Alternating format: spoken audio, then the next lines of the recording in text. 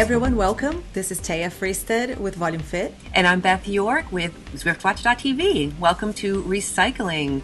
So we've got a lot of great topics today, and I think we should start out with some Eric Min reactions. Theia, last week on the Zwiftcast, Eric had a lot of things to say about what we can expect with Zwift in the next year. It was a pretty good interview, and we gathered some nuggets that we can summarize for you here. The one that I love the most is about the new courses. Those are, it sounds that they're coming up, and there might be new courses, or at least a new course that might be added as soon as this winter. Yeah, and we just had the Road to Ruins, which has been really exciting. But he said that was one, but we can expect more. And you know, he was kind of not being too specific about what we might see, even though Simon did seem to press him a little bit on what we could see. But I can't help but connect the dots. This is my prediction about courses, and I might be connecting dots that have nothing to do with one another. So there you go. That's my disclosure. This is just my own prediction, but I kind of have a feeling that they might do some sort of iconic Ironman course or part of some iconic Ironman course. Now, so what makes you think about the Ironman? Well, so a few weeks ago on their website, they had some athletes who were in Kona that used Zwift to train, and I kept seeing the Ironman logo next to the Zwift logo. And, so I was like, oh, yeah. And he also said in the interview that he wants to pay attention to the triathlete market. So in my mind, I'm thinking like, well, and he also said, I want riders to go where they might not ever go in real life. So I love that. Yeah. So of course I'm like, oh, let's go to the moon. And then I'm like, okay, let's come back to Earth. Let's go to the Tour de France, maybe. Yeah.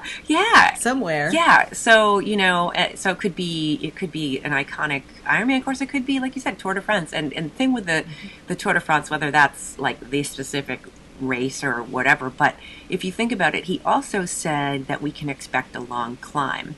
So even if you're not emulating an entire course, because parts of it might be kind of boring and uninteresting, I don't know that to be true, but if you were training for some of these things, or you had, ideas of like, oh, I've always wanted to do that iconic climb, or maybe you want to do Mount Washington, whatever. He did say there's some climbs coming. So I'm kind of mashing all these things together in a porridge in my mind, and that's what comes up. And then, of course, the new Wahoo trainer that actually will raise the front part of your bike. So I'm thinking like climbing and training, and he's really planted a lot of seeds in my mind. So yeah, sure. Yeah. The other part of the podcast that piqued my interest was related to perhaps people being able to put in their own events and have an administrative type feature in Zwift. And I will tell you that as a ride leader and doing the events that we do, for example, in Team ODZ, and the rides that we do, it would be amazing to be able to go in and schedule our own events. Yeah. And that also dovetails into group workouts. The group workouts feature that we talked about before. A lot of people are interested in, coaches and companies are interested in holding their own events in a private workout setting, for example. So being able to perhaps have those available to those who want to do them and being able to schedule them, I think would be a big step. Yeah. And it would advance things quite a bit. I agree with you. I mean, there's two things that I like about sort of having some sort of admin module for ride leaders or coaches or, event planners. You have races, you have ride leaders, you have coaches. I've done a number of group workouts, all 5 in the recent Zwift challenge for the Coach Hendy trying to win. I enjoy actually having a live coach kind of talk me through the segments. I led a group ride with one of the Zwift Academy, and everyone was a lot more chatty when they had a leader. Now, the group rides don't have to have a leader, but I think that if a leader could schedule it, and then a leader could make it private, I think that way you're getting really motivated people who are in there. They know what they sign up for ahead of time. It's not just like, oh, there happened to be one available at 8 a.m., so I joined it.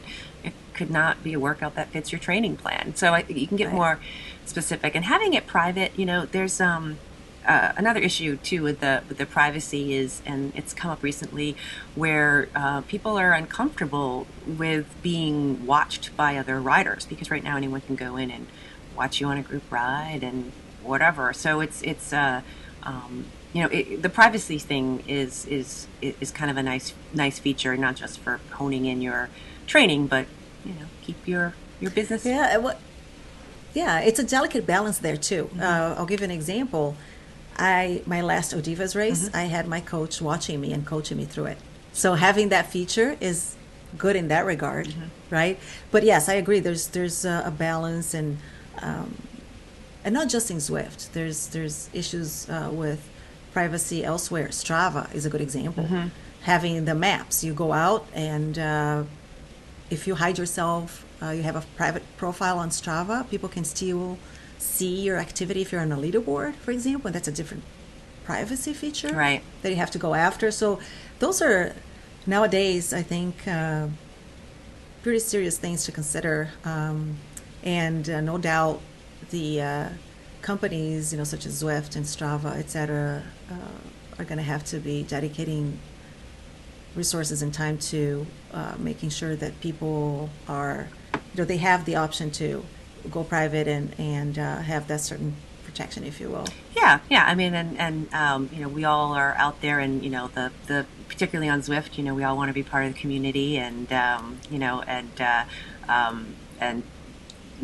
that's what it is. But having certain controls over whether you're in a group ride or whether you want to have people follow you is it should really have those kind of options. And in fact, there's a really great article about how to set your privacy features on Strava that we can share in the links below, which is really good. And I know Zwift right now is being really active in their policies to make sure that people have their privacy protected, etc. So people are not asleep at the wheel at this, and that's reassuring. Yeah, and this is not. Fortunately, this is just the one bad apple, right? It is overall a great environment. People are friendly, respectful. So overall, it is a good place to be, I think. Yeah. And speaking of Zwift, some events coming up. Yes. And we looked a little more closely to Team Worlds, which will be coming up here next week, and looking at the teams that have signed up. And there are about 24 teams in there right now. The names and numbers are still moving around a little bit, but we have some insights into the numbers. We know that, for example, we talked last week about eCrits and how many ladies were attending the eCrits. And Beth, I think now we have some idea. There are quite a few women signed up for Team Worlds, which is exciting. Yeah, well, that was, I think it's sort of year over year. I know that Tam, the organizer, is really trying to encourage women to join, and I think he's done a really good job. Team Fearless has multiple teams. Team ODZ, I think, has 10 women. About 10. Yeah, 10 plus riders, and I know PTZ has about 9. So, I think that everybody's really, stepping up. And I mean, the reality is the numbers that are racing on Zwift, there's more men that race on Zwift than women. And you and I are trying to, change that with a number of other ladies to encourage people to race. And, you were really at the forefront of that with the ODZ race on Saturdays. And so I'm excited that Fearless will be coming in on that too. But the Watopia Figure 8 course is what the teams, the Worlds will be on next Saturday. And there's kind of a neat point system where they will award points for for the segments too. So if you get a KOM segment, you'll get a certain number of points added to your team for that. So it's not just coming across the line in a certain time or first. You also are going to have some other points, which hats off to the organizers. That just is good. I mean, I think it's a great addition to add those things, but that's a lot of administrative work. It's a lot of work. Yeah. And plus, we all know that, like, if someone makes one little mistake, everybody's like breathing down the neck of the, wait a minute, like if everything isn't instantly perfect, people really have a heart attack. So I guess I would just encourage everybody to, race worlds, have fun, and go easy on the organizers, because they're working so hard out of the love of their hearts to bring these great events. So be patient with all of the scoring and all that, how that all comes down. So speaking of great events, Zwift Academy is coming here to an end for the semifinalists. Yes. The top 3 men were announced already, and on the 21st, here we're going to hear about the finalists for the women. Yes. Well, we have been fortunate enough to follow on Facebook. 3 particular ladies have been very forthright with their training. They've been posting pictures. They've been posting, how their workouts went and where they were doing them and how they felt. And so we've asked if we could share some of those pictures. So here's a look at some of them. But gosh, with all of the talent and personality and strength of these ladies, they're going to have a hard time choosing. Yes. Yeah, I loved seeing the profiles and the sharing of their activities, because the riders who were out there in the cold, because this time around there were outdoor rides that counted towards the workouts that they had to do.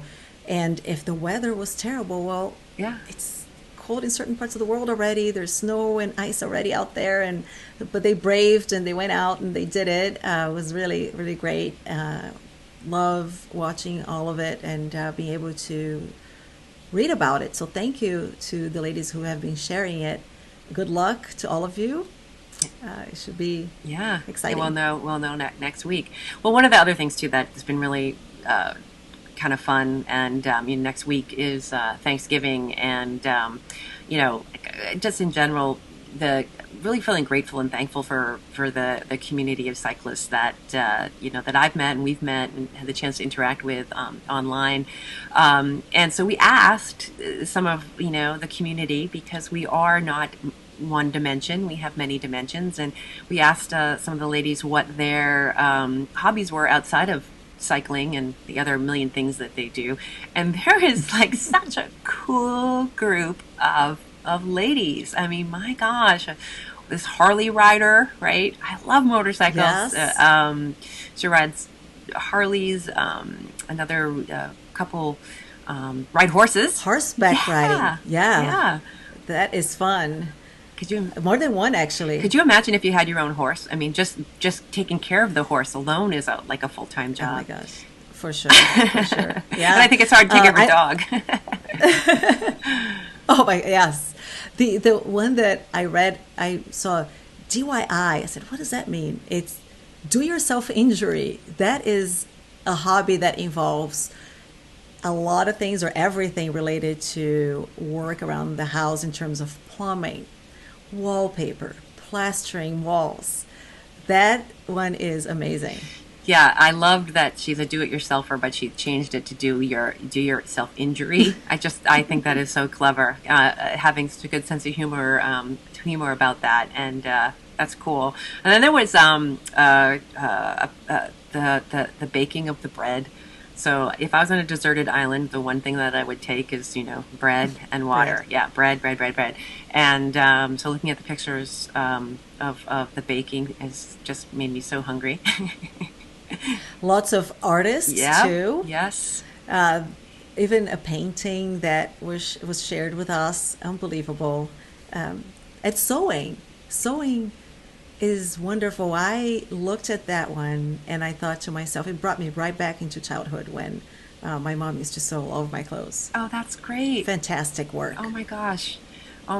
Yeah, I sewed placemats for my family, and I used the wrong needle size gauge for the material, and there's like cut and measure and seam, and it was so much work. So the patience that it takes for sewing, I find it very enjoyable, but to make something other than a square placemat, tip of A lot hat. of these hobbies, yeah, it's about clearing your mind. It's what it comes down to. So it's interesting to see what clears people's minds. Yeah, yeah. No, it's really great. Well, thank you, ladies, for sharing that all with us. So we will be looking forward to the announcement from Zwift Academy. We'll be looking forward to Team Worlds next week, and of course the ongoing eCrit. Continue to encourage ladies to get out there and ride, and we'll post all kinds of links and stuff to help you manage your privacy settings and online security. Just use your head, and we'll help with whatever resources that the community has shared with us. So I hope everyone has a nice Thanksgiving. Yes, thanks everyone. Thanks for watching. We'll talk to you next time.